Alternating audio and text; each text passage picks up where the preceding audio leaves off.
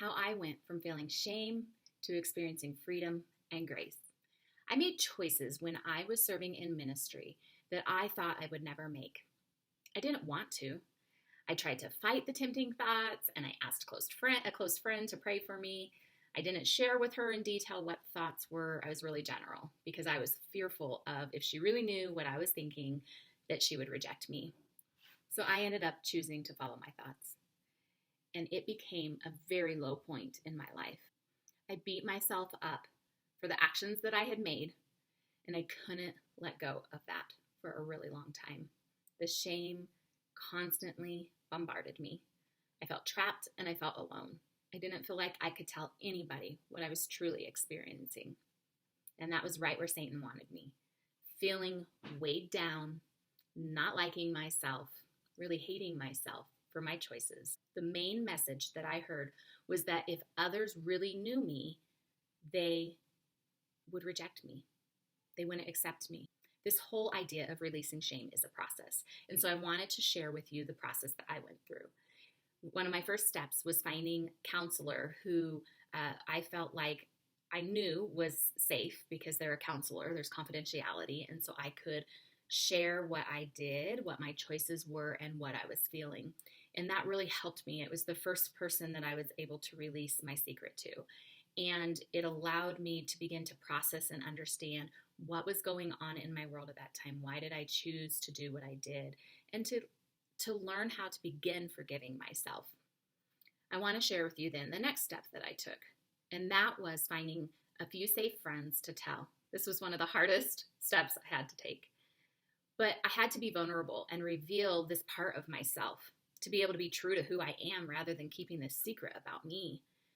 And so I ended up sharing with these couple of friends who I had deep relationship with, who I had seen that I could trust them previously. And their response was that of grace and acceptance. And that was freeing. It was freeing to see that maybe what I had been believing for years, that my past decisions made me a horrible person, maybe that wasn't true.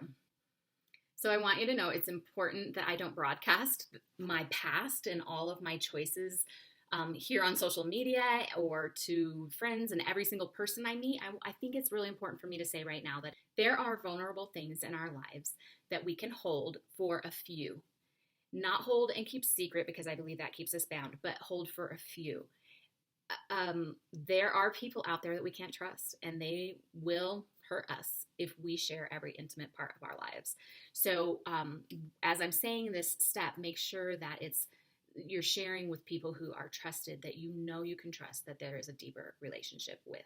And so that leads me to my third point. The third thing that I do is this continuous work of whenever that false message, that belief comes of, if people really knew who you were, Tammy, then they would reject you, they wouldn't accept you. When I hear that, I replace it with the truth of what Scripture says, of what God says about me, of what I have learned. I remember the people that I've already told, and they have accepted me, and I just continuously work on rewriting those false beliefs and knowing that my past doesn't have to define me, and I can move forward out of shame with grace and with freedom.